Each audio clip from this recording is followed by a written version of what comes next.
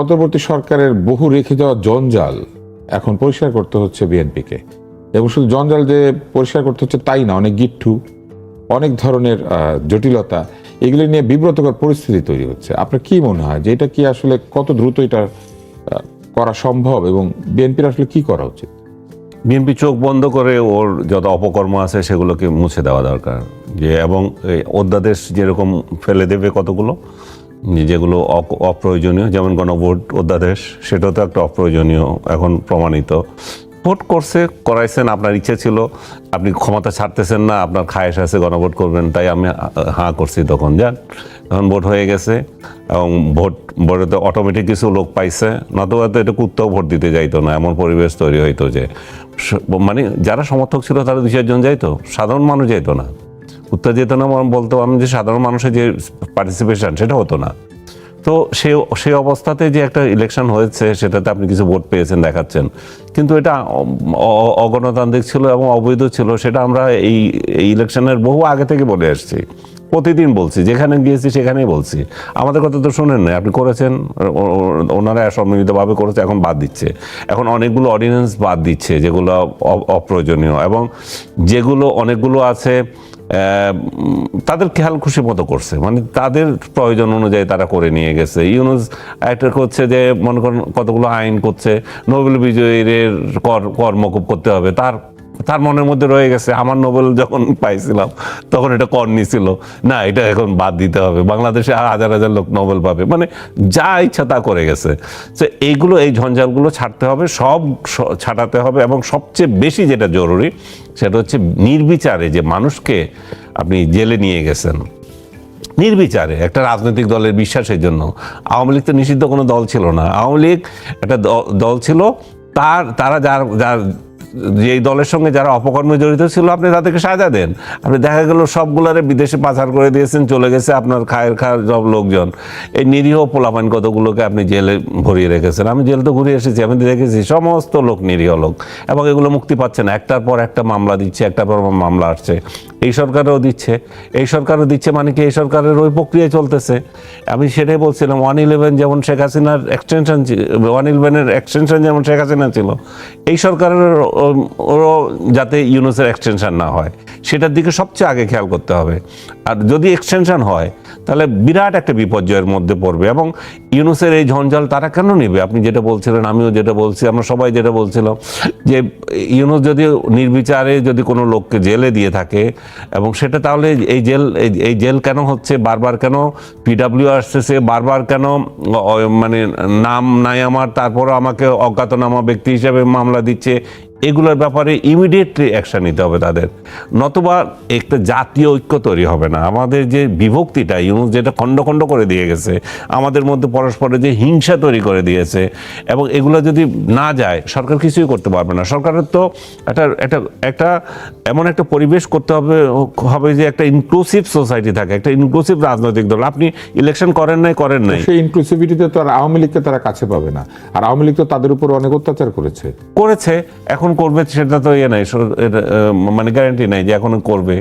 এখন তাদের উপরে যে আপনি করেছে বলে আপনিও তাদের উপর করবেন তা তো না। আমার কথা হচ্ছে যে প্রতিহিংসা বাদ দিতে হবে, প্রতিহিংসা দিয়ে রাজনীতি করতে হবে, এবং আওয়ামী লীগ নিজেদের শুধরাইতে হবে। তারা যে অ্যাটিটিউড নিয়ে রাজনীতি করেছিল সেই দিন শেষ, তাদেরকে বুঝতে হবে যে আমরা যদি আবার রাজনীতি ফিরে আসতে চাই ওই অ্যাটিটিউড থেকে বেরোতে হবে। এবং এই যে আওয়ামী লীগের শীর্ষ নেতারা যে উল্টা পাল্টা কথা বলছে, এগুলো সবগুলো যাচ্ছে, প্রতিহিংসা একটা তৈরি হচ্ছে, এবং এই যে নিরীহ কর্মীরা যে জেলে আছে, এরা জেল থেকে মুক্তি পেতে এগুলো সমস্যা তৈরি হচ্ছে, কারণ এদের অ্যাটিটিউড তো চেঞ্জ হয় নাই। তো সার্বিকভাবে সরকার যেমন নমনীয় হতে হবে, সরকার যেমন সময় বিএনপি এবং বিরোধীদের উপর অত্যাচার করেছে, আবার এখন আওয়ামী লীগের নেতারা এমন সব কথা বলছে নিজের লোকদের উপরে যাতে অত্যাচার হয় সেটা না, মানে তারা বুঝতেছে না যে এই কারণে সরকারও তাদের অ্যাটিটিউড চেঞ্জ করছে না। কেন তারা এগুলা করবে? মানে তারা নিজের কর্মীদেরকেও কেন এইভাবে নির্যাতনের মুখোমুখি করে দিচ্ছে তাদের উল্টাপাল্টা কথা বলে? বা এটা কি বলবো, আমি তো 15ই আগস্টে বলেছিলাম, 5 আগস্ট সরকার চলে গেছে, 15ই আগস্ট ঢাকাতে সবাইকে আসতে বলছে, সে 32 নম্বরে শ্রদ্ধা জানাতে। 32 নম্বরে তো সবসময় তো গোপালগঞ্জে যেত, টুঙ্গিপাড়ায় যেত, হঠাৎ করে 32 নম্বরে কেন? তার মানে 5 আগস্টে যে আন্দোলন হয়েছিল তার একটা কাউন্টার করতে চেয়েছিলেন আপনারা, দরকার ছিল না তো। এবং এত তাজা রক্তের মধ্যে আপনি আবার কাউন্টারে চিন্তা ভাবনা করা।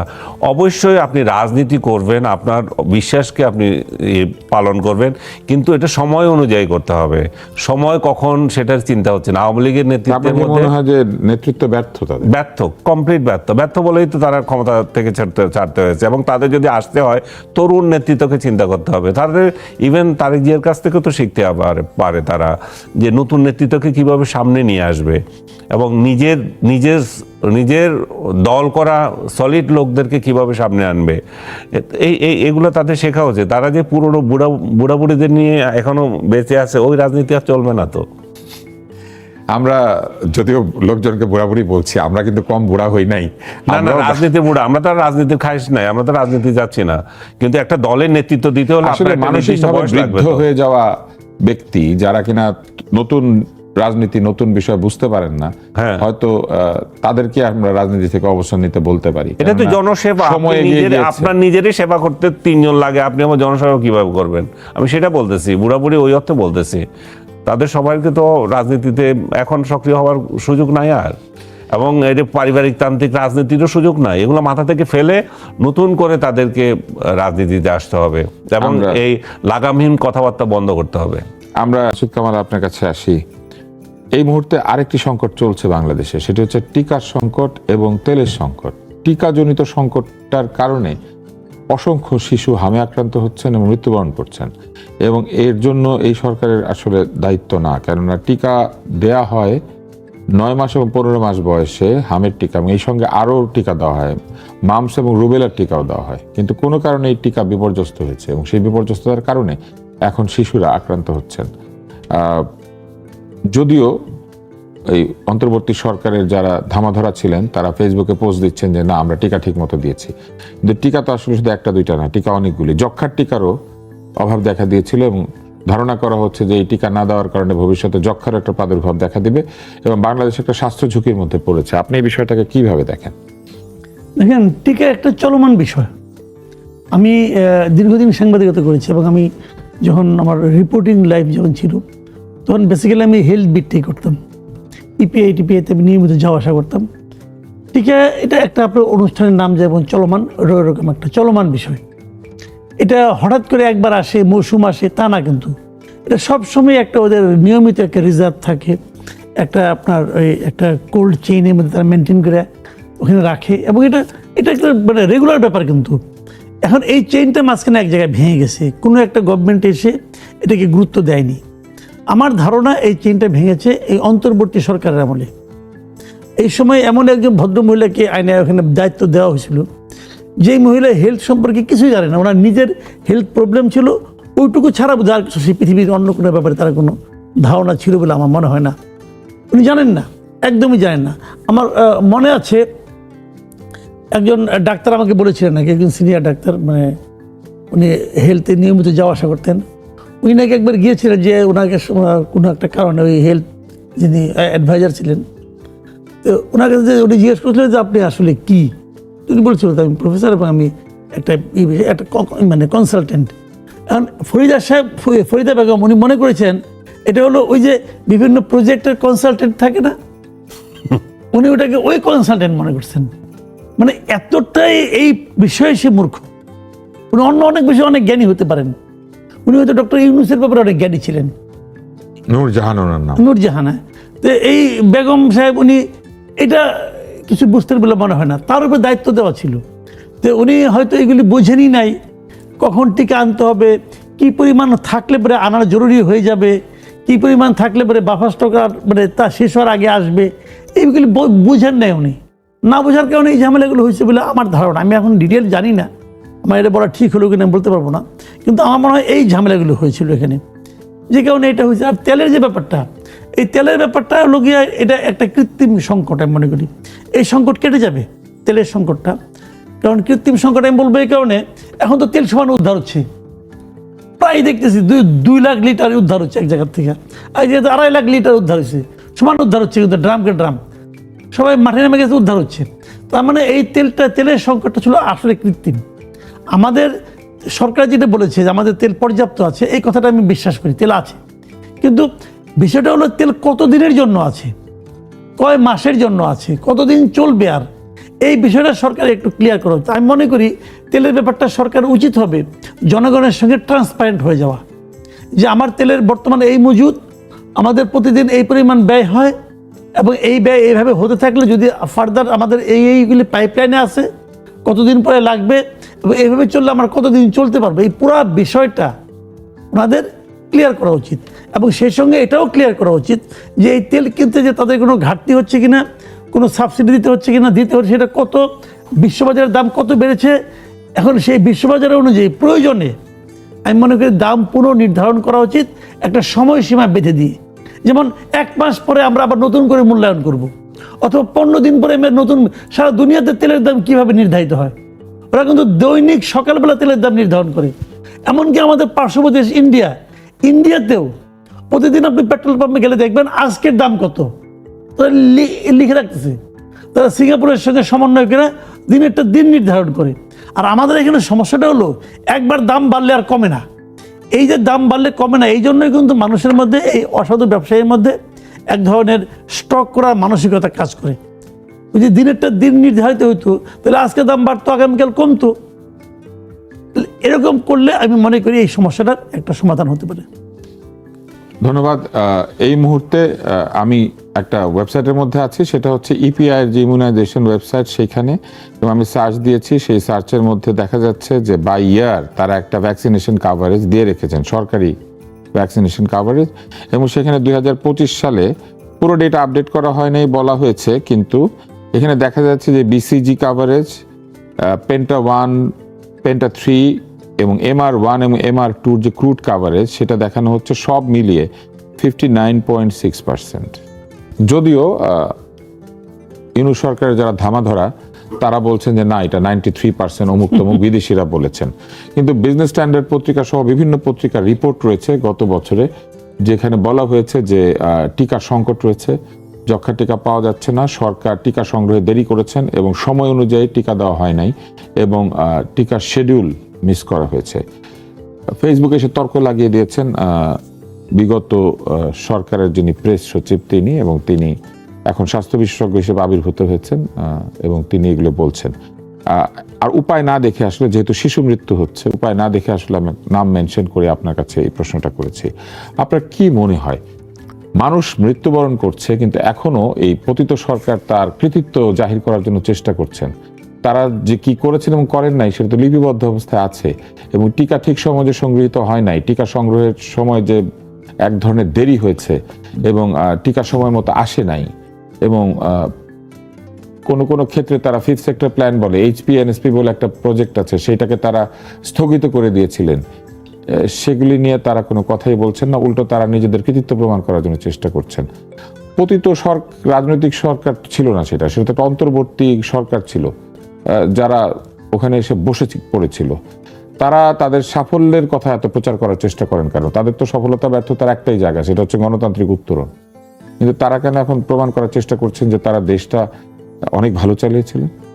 তারা মানে কি, আপনি যে ডাস্টবিনের উদাহরণ দিচ্ছেন, তো ওর মনিবকে বলতে পারছে না, মানে এটা হচ্ছে ওর ওর ওর সাইকোলজিক্যাল প্রবলেম হচ্ছে হয়তো। কারণ তার তো এটা করা উচিত ছিল যে সে ফ্যাক্টস নিয়ে কাজ করে, সে তথাকথিত সাংবাদিক, তো তার সাংবাদিকতা যেহেতু করে, তাহলে আরেকটা পত্রিকা আজকে যে রিপোর্টটা করলো, আপনি TBS ওই যে উদাহরণ দিলেন বিজনেস স্ট্যান্ডার্ডের, তো সেখানে তো সেই পত্রিকার রিপোর্ট নিয়ে চ্যালেঞ্জ করুক। ওই পত্রিকার সাথে কি ইউনূসের কোনো ইয়ে আছে নাকি? এবং সেই গ্রাফটা আমিও দেখেছি, তো এতে গ্রাফ দিয়ে তারা দেখিয়ে দিয়েছে যে সে পদক্ষেপ নেয় নাই। এবং যে ভদ্রমহিলাকে এখানে বসিয়েছেন তার তো সেই ইয়েতে ছিল না, তার সেই দূরদর্শিতা তো ছিল না, তার পক্ষে যে আসলে তো কাজও করার কোনো সম্ভব ছিল না। সে ভালো করে বুঝেছে যে নিজের স্বাস্থ্য তার ঠিক রাখা, এবং সরকারি টাকায় কিন্তু বিদেশি চিকিৎসা নিয়ে এসছে, দীর্ঘ চিকিৎসা নিয়ে এসছে। সমস্তগুলো এগুলা লজ্জাহীন কতগুলো, এগুলোর কি কথা বলবো। এগুলো লজ্জাহীন। নিজের জনমানুষের স্বাস্থ্য নিয়ে কোনো চিন্তা নাই, নিজের স্বাস্থ্য নিয়ে চিন্তা। সিঙ্গাপুর না অন্য কোন দেশে গিয়ে বিরাট চিকিৎসা নিয়ে এসেছিলেন দীর্ঘদিন ধরে। তো এগুলো এবং এই ডাস্টবিন যেগুলো আছে আর বাকি যেগুলো আছে ওদের মাউথপিস যেগুলো ছিল ওগুলো এই জন্যই করবো। ওরা এখনো স্বপ্ন দেখছে ইউনূসকে বর্তমান সরকার প্রেসিডেন্ট বানাবে, বুঝছেন, এবং তার ইমেজ রক্ষা করতে হবে। আপনি জানেন কি জানি না এটা, আমাকে ভেরি রিসেন্টলি একজন এই ডাস্টবিনের খুব আত্মীয়, নিকট আত্মীয় আমাকে বলছে যে আপনি যে ওনার এত সমালোচনা করেন, উনি কিন্তু আসতে পারে, আবার রাষ্ট্রপতি হতে পারে। দেখেন না ডিপ স্টেট কীভাবে সক্রিয়, এবং ওই আমেরিকা চাচ্ছে, এবং ওই যে খলিলকে রেখে দিয়েছে, ওনাকেও কিন্তু রাখতে পারে, আপনি কিন্তু সাবধান। আমি যে আমার সাবধান হওয়ার কিছু নেই, সে বিএনপির বিএনপি যদি তার রাষ্ট্রপতি করে তখন একই কথা বলবো, কারণ সে যে দেশটাকে ধ্বংস করে গেছে সেটা বলতেই হবে। সে যে একটা বিশ্ব বাটপার সেটা আমি বলবোই, আমার ফাঁসির মঞ্চে গেলেও বলবো ইউনূস একটা বিশ্ব বাটপার। সে বলে আমার বিরুদ্ধে সমালোচনা করবেন, প্রাণ খুলে সমালোচনা করবেন, সমালোচনা করলে জেলে নে। সে সংস্কার কমিশন করে, সংস্কারের একটাও সে মানে না। আপনিও একটা উদাহরণ দিয়েছেন যে রাষ্ট্রপতির সাথে সে রাষ্ট্রপতিকে কিভাবে অপমান করছে, অথচ রাষ্ট্রপতির পদমর্যাদা বাড়ানোর জন্য সে সংগ্রাম করছিল। যে এই যে একটা হিপোক্রেট ব্যক্তি, এবং এই হিপোক্রেটের সাথে এই যে তার আবর্জনাগুলো আছে, তারা তো তাদের স্বার্থে ছিল। ফারুকের কথা বলেন, ফারুকের কোন যোগ্যতা আছে উপদেষ্টা হওয়ার? ফারুকী আপনার খুব পরিচিত মুখ, সে উপদেষ্টা হয়। আমি তাকে খুব পছন্দ করি। আপনার তো পছন্দের লোক হবে এই জন্যই। এই ডাস্টবিনের মতো আরেকটা, তো সে এই যে ডাস্টবিন তৈরি করার তো সে তো আছে, সে তো আমার অনেক বড় ভাই তাকে পছন্দ করতো। আমি আসলে বড় ভাইদের তালে তালে তাকে অনেক পছন্দ করি। আমি কোনোদিনও তাকে পছন্দ করার মতো কাজ সে করে নাই। সে একটা ফাউল, সে সিনেমার নামে সে আমার খুব ভালো লেগেছিল ভারতীয় অভিনেতা ইরফান সিদ্দিক নাকি ইরফান খান। হ্যাঁ, ইরফান খান। আমি ভারতীয় অভিনেতাদের অনেকের নামই ভালো বলতে পারি না। ভারতীয় অভিনেতা ইরফান খান, তারপরে কলকাতার পার্নো মিত্র, এদের সবাইকে সে এনে তার ছবিতে এনেছিল। ভারতকে সে ঘৃণা করে কিন্তু ওদেরকে অনেক ভালোবাসে। হ্যাঁ, আমি ভালো লেগেছিল তার একটা ছবি, আমার ভালো লেগেছিল পিঁপড়াবিদ্যা, সেখানে ছিল পার্নো মিত্র।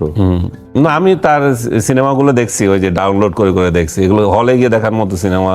তার কয়টা বানিয়েছে ভারত আধিপত্যবাদকে সে নিয়ে এসেছিল।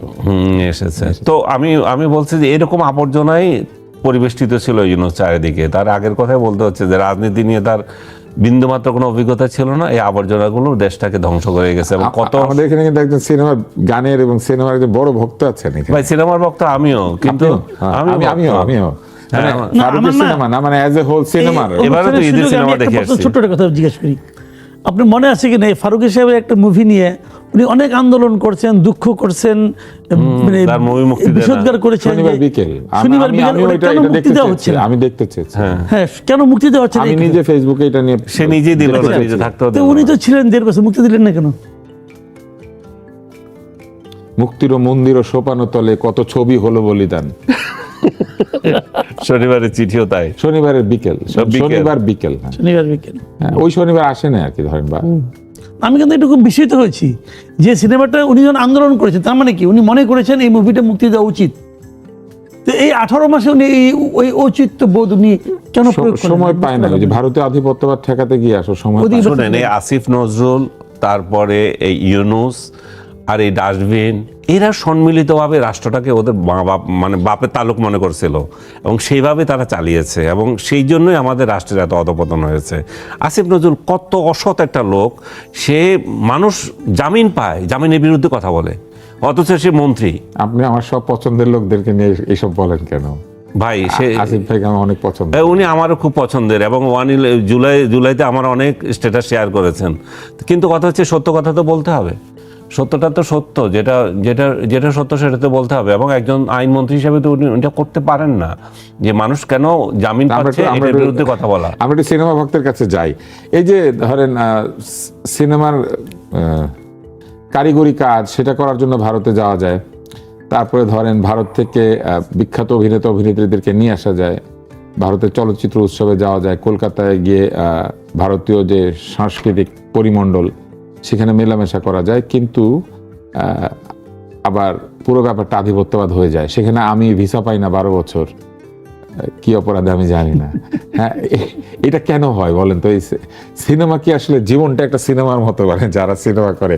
আপনি তো সিনেমার একজন ভক্ত, সিনেমার গানের ভক্ত। একটু আগে আমরা কথা বলছিলাম যে কোন কোন সুরকার গান গেয়েছেন, তাই না?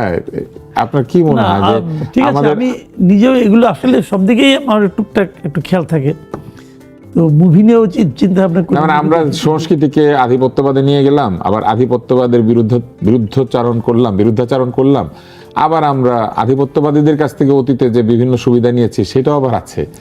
এগুলো হলো না, এগুলো হলো এক ধরনের মতলববাজি এই ধরনের, যেমন ধরেন ওনারা বলবেন এক কথা, করবেন আরেক কাজ, ওদের কথার সঙ্গে কাজের কোনো মিল নাই। এই এই বাংলা ভাষাভাষী পৃথিবীর তাবৎ জনগোষ্ঠীর মধ্যে সবচেয়ে বড় ভারত বিরোধী কে? পিনাকি ভট্টাচার্য। হয়তোবা উনি কিন্তু দেশ ছেড়ে পালাইছেন, প্রথম গেছেন ইন্ডিয়াতে। উনি যখন দেশ ত্যাগ করে প্রশ্ন উঠলো, উনি প্রথম অবৈধভাবে ইন্ডিয়া গেছেন, সেটা ভিডিও আমরা সবাই দেখছি। শত্রুর মাটি পাড়া দিয়ে উনি গেছেন, ইন্ডিয়া গেছেন, ভালো কথা। উনি কিন্তু অবৈধভাবে গেছেন, কিন্তু তার মানে ওনার পাসপোর্টে কিন্তু ইমিগ্রেশনের কোনো সিল পড়ে নাই। আচ্ছা, উনি ইন্ডিয়া থেকে বেরোলেন কিভাবে? আপনি মিনিমাম কমন সেন্সে চিন্তা করেন। উনি যখন ইন্ডিয়া থেকে বেরিয়ে থাইল্যান্ডে গেলেন, কিভাবে গেলেন? ইন্ডিয়ান ইমিগ্রেশন ওনাকে প্রশ্ন করে না, তুমি ঢুকলা কেমন এই দেশে? প্রশ্ন করার তো কথা। আমি তীব্র প্রতিবাদ জানাই, আমাকে ভিসা দেয় না, আর উনি ভিসা ছাড়া গেলেন কিভাবে? ভিসা না দেয়, এই প্রশ্নটা আপনি জবাব দেন, কোনো জবাব নেই কিন্তু। তার মানে ইন্ডিয়ার কোনো না কোনো পাওয়ারফুল প্রতিষ্ঠানের সঙ্গে, পাওয়ারফুল গোষ্ঠীর সঙ্গে ওনার একটা সম্পর্ক আছে। ডিপ স্টেট বলেন, যাই বলেন, আছে। তারাই তাকে যাওয়ার ব্যবস্থা করে দিছে, এবং যাওয়ার ব্যবস্থা করে দেওয়ার সময় নিশ্চয়ই একটা শর্ত ছিল।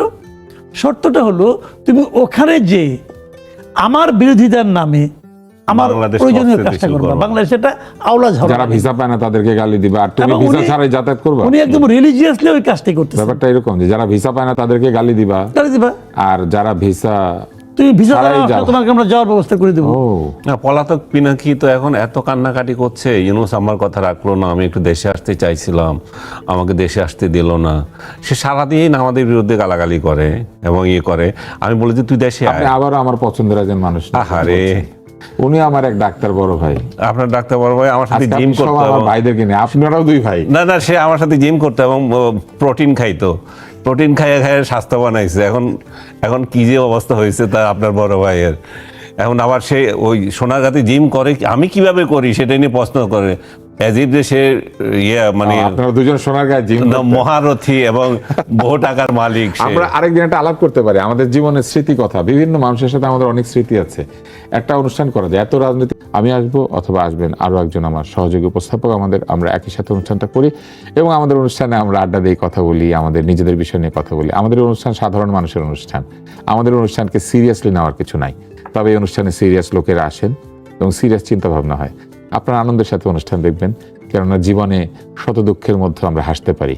কারণ আমরা জানি যে বাঙালির সবচেয়ে বড় শক্তি হচ্ছে আমরা সকল শত্রুর বিপরীতে দাঁড়িয়ে বলতে পারি, বাংলার মাটি দুর্জয় ঘাটি, বুঝে নিক দুর্বৃত্ত।